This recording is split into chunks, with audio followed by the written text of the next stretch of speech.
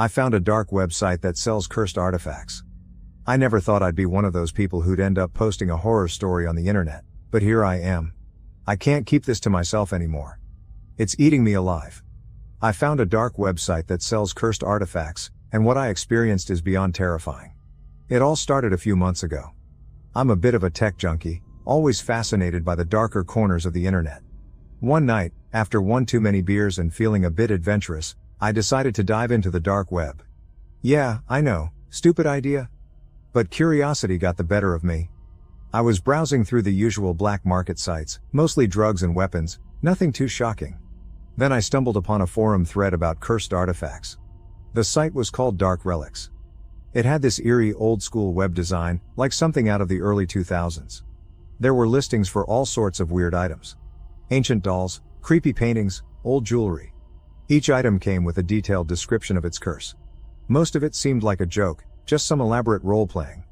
But I was drunk and bored, so I kept scrolling. One listing caught my eye. It was for an old rusty locket. The description read, "This locket contains the soul of a woman who was tortured and killed in the 1800s. Wearing it will bring you visions of her suffering." I don't know what possessed me, but I felt this intense urge to buy it. The price was steep, $500 in Bitcoin. But again, drunk and stupid, I went for it. A week later, a small unmarked package arrived at my door. Inside was the locket, just as described, and a handwritten note. "Beware the visions." I laughed it off, thinking it was all part of the act. I put the locket around my neck, half expecting nothing to happen. That night, I had the first vision. I was in a dark, damp room. The air was thick with the smell of mold and blood. I could hear muffled cries and the sound of chains rattling. Then I saw her. A woman, chained to the wall, her clothes torn and bloodied. Her eyes were wide with terror as a shadowy figure approached her with a whip. I felt her pain, her fear, like it was happening to me. I woke up drenched in sweat, my heart pounding. I tried to brush it off as a nightmare, but the visions kept coming. Every night, I was transported back to that room. I watched her suffer in unimaginable ways. It wasn't just physical torture, it was psychological too. The shadowy figure would whisper vile things to her, things that made my skin crawl. He'd laugh as she begged for mercy. I started losing sleep. I'd wake up screaming, covered in bruises that I couldn't explain. My friends noticed I was acting weird, but I couldn't tell them the truth. Who would believe me? I tried to take the locket off, but it wouldn't budge. The clasp was stuck, and no matter how hard I pulled, it wouldn't come off. Things escalated quickly. I began seeing her during the day too. I'd be at work, and out of nowhere, I'd be back in that room, watching her suffer. My boss caught me zoning out a few times and warned me to get my act together. But how could I explain that I was being haunted by a tortured soul? One night, the vision changed. I wasn't just a passive observer anymore. The shadowy figure noticed me. He turned and looked directly at me, his eyes burning with malice. "You're next," he whispered. I woke up to find deep scratches on my arms, like someone had clawed at me. I was terrified. I started researching ways to break curses. I tried everything: holy water, salt circles, even burning sage. Nothing worked. The visions grew more intense, more violent. The woman wasn't just being tortured anymore. She was being mutilated. Her screams echoed in my ears long after I woke up. I reached out to the seller on the dark web, begging for help. To my surprise, they replied, "The curse is bound to you now. There is no escape." I'm at my wit's end. I don't know how much more I can take. The lines between reality and the visions are blurring. I see her everywhere, hear her screams all the time. I'm afraid to sleep, afraid to close my eyes. Has anyone else experienced something like this? I need help. I can't keep living like this. Please, if anyone knows how to break a curse, I'm desperate. Part 2, coming soon, if I can make it through another night. Hey Reddit, I'm back with part 2. Sorry for the delay, but things have been getting worse, much worse. I barely sleep now, and when I do, the visions are unbearable. But I need to get this out there, maybe it'll help me find a way to end this nightmare. After I posted part 1, I started getting messages from people with similar experiences. Some were dealing with haunted items, others had encountered malevolent spirits. But none of their stories matched the intensity of what I was going through. I felt more alone than ever. The visions changed again. Now they were more interactive. The shadowy figure wasn't just torturing the woman, he was speaking to me directly. "You're part of this now," he'd say. "Her pain is your pain." And I felt it. Every cut, every burn, every scream echoed through my body. The lines between her torment and my reality were completely blurred. One night, I woke up in my bed, but it wasn't my room. It was the dark, damp room from the visions. The walls were covered in scratches and bloodstains. I could smell the metallic tang of blood mixed with mold. I looked down and saw the locket glowing a faint, eerie blue. The woman was there, chained to the wall, her eyes pleading with me. "Help me," she whispered. "End this." I snapped back to reality, shaking and drenched in sweat. I couldn't keep living like this. I had to find a way to break the curse, even if it meant risking my life. I reached out to one of the people who had messaged me, someone who claimed to be an expert in curses and dark artifacts. Let's call him Alex. Alex was a strange guy, but he seemed to know what he was talking about. We arranged to meet at a local coffee shop. He looked like he hadn't slept in days, his eyes sunken and haunted. "You look worse than I expected," he said, after I told him everything. He examined the locket, his face growing paler by the second. "This is bad," he muttered. "Very bad. The curse is ancient, powerful. It's tied to you now, feeding off your fear and pain." He explained that the only way to break the curse was to destroy the locket in a specific ritual, but it was risky. If we did it wrong, the curse could intensify or even transfer to someone else. We gathered the materials we needed: candles, salt, a ceremonial knife and a book of ancient incantations. Alex warned me that the ritual would be painful and dangerous. I was willing to try anything at this point. We set up the ritual in my living room. Alex drew a circle of salt around us and placed the candles at precise points. He handed me the knife and instructed me to make a small cut on my palm. As the blood dripped onto the locket, he began chanting in a language I didn't understand. The room grew colder, and the air felt heavy. The locket started to glow, brighter and brighter, until it was almost blinding. The woman appeared again, but this time she wasn't alone. The shadowy figure was there, his eyes burning with rage. "You can't stop this," he hissed. "She's mine and now so are you." I felt an intense pain in my chest, like something was being ripped out of me. I screamed, dropping to my knees. Alex continued chanting, his voice growing louder, more desperate. The shadowy figure lunged at me, but just as he reached me there was a blinding flash of light. When I opened my eyes, the locket was gone. The woman and the shadowy figure were gone. I was lying on the floor, gasping for breath. Alex looked exhausted but relieved. "It's over," he said, helping me up. "The curse is broken." I thought it was finally over. I thought I could go back to my life. But I was wrong. The next day I found another package at my door. Inside was a note: "You can't escape, this is only the beginning." "I'm scared, Reddit. I don't know what to do. It seems like this nightmare is far from over. Has anyone else received a package like this? Please, if you have any advice, I need it now more than ever." Hey Reddit, I'm back with part 3. Things have taken a turn for the worse. I thought breaking the locket's curse would be the end, but it turns out it was just the beginning. I've received more packages since my last post, and what's been happening is beyond terrifying. After Alex and I broke the locket, I tried to return to normal life. I even managed to sleep through the night for the first time in weeks. But my relief was short-lived. The next morning, I found another unmarked package at my doorstep. Inside was a small, wooden box and a note that read, "You can't escape, this is only the beginning." I opened the box to find a black, withered finger bone. It was grotesque, with bits of dried flesh still clinging to it. There was also a piece of parchment with a drawing of the bone and a warning: "Do not touch, this artifact belongs to the cursed collection." I immediately called Alex, my voice trembling. Another package showed up. This time it's a bone, and there's a warning not to touch it. Alex sounded more concerned than ever. "Don't touch it, the curses are linked. Whoever sent you that knows you're trying to break free. They're playing with you." That night, the visions returned. But this time, they were different. More vivid, more violent. I wasn't in the dark, damp room anymore.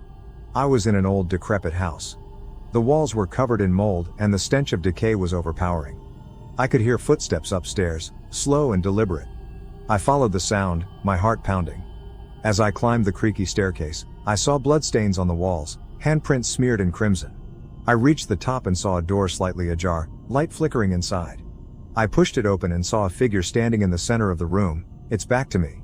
It was holding something, a small black box. The same box that had been delivered to me. The figure turned slowly, and I saw its face. It was a woman, her eyes hollow and black, her mouth sewn shut. She reached out to me, the box in her hands, and whispered in a voice that seemed to come from everywhere. "You can't escape." I woke up screaming, drenched in sweat. My chest felt like it was on fire. I looked down and saw deep scratches, the same as in the visions. The bone was still in the box on my dresser, untouched, but it seemed to pulse with a dark energy. Desperate, I decided to visit the dark website again. Maybe there was something I missed, some clue on how to stop this. As I navigated back to Dark Relics, I found the locket's listing was gone, replaced by new, even more disturbing items. But there was a message on the main page. To those who seek the dark, beware. Some curses cannot be broken. I searched the forums, hoping to find someone who had dealt with something similar. One thread caught my eye. It was about a man who had bought a cursed artifact and had been haunted until he performed a specific ritual. The details were vague, but it involved returning the artifact to its original owner. I contacted the seller again, demanding more information. After what felt like hours, I received a reply. The artifacts are bound to their owners until returned to the place they were taken from. Your only hope is to find where it came from and return it. I showed the message to Alex and we decided to try to trace the origin of the bone. It wasn't easy, but after days of searching, we found a small town mentioned in one of the forum threads, known for its dark history. The town was rumored to be cursed, with stories of disappearances and ghostly apparitions. We made the trip, arriving late in the afternoon.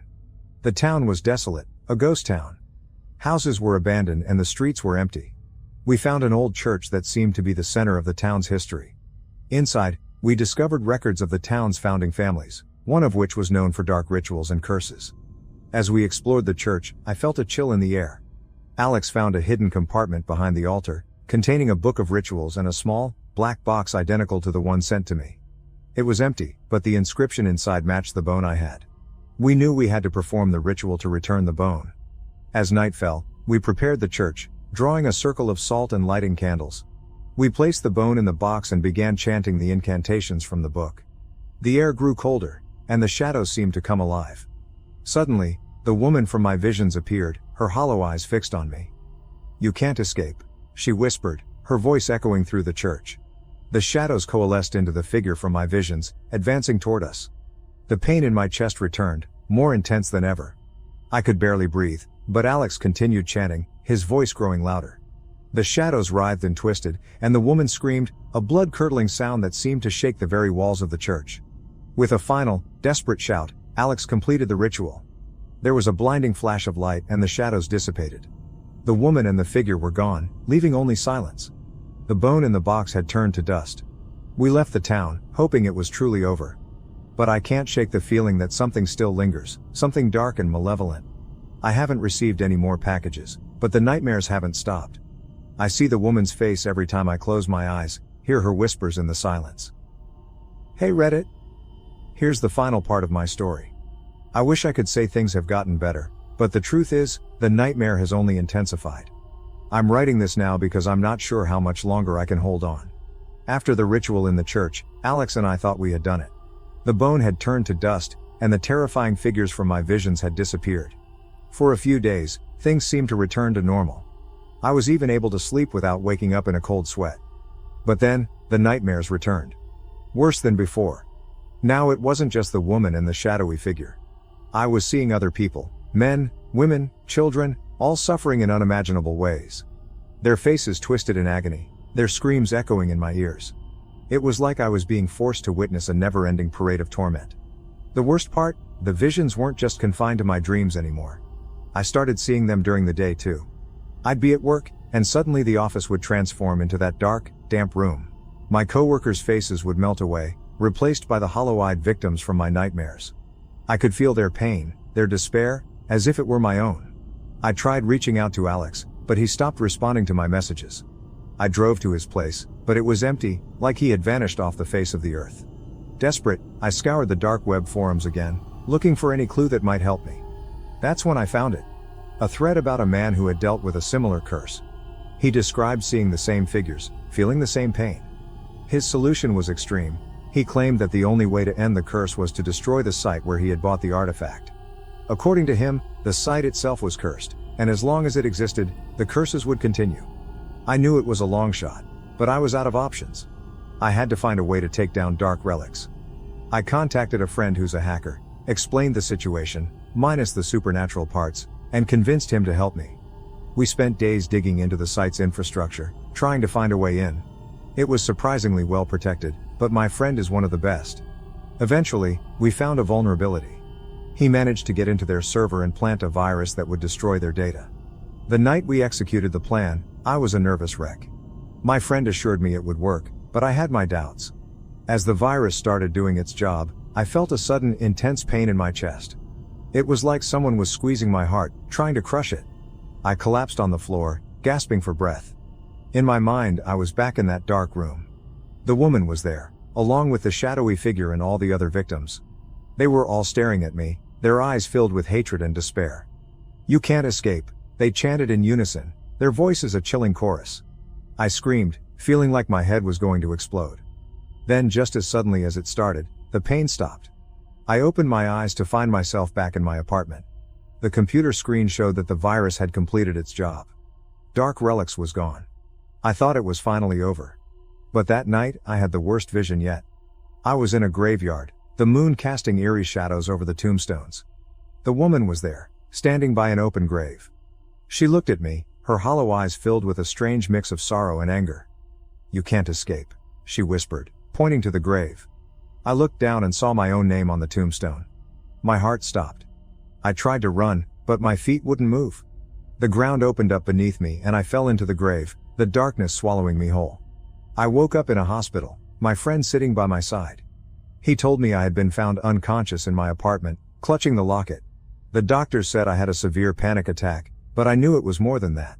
Since then the visions have stopped, but I'm constantly on edge, waiting for something to happen. I can't shake the feeling that I'm still cursed, that the nightmare isn't truly over. I'm not sure what comes next. Maybe this is my life now, living in constant fear, haunted by the remnants of a dark web curse. All I know is, I'll never go near the dark web again. And if you're reading this, heed my warning. Some things are better left untouched. Curiosity can lead to unimaginable horrors.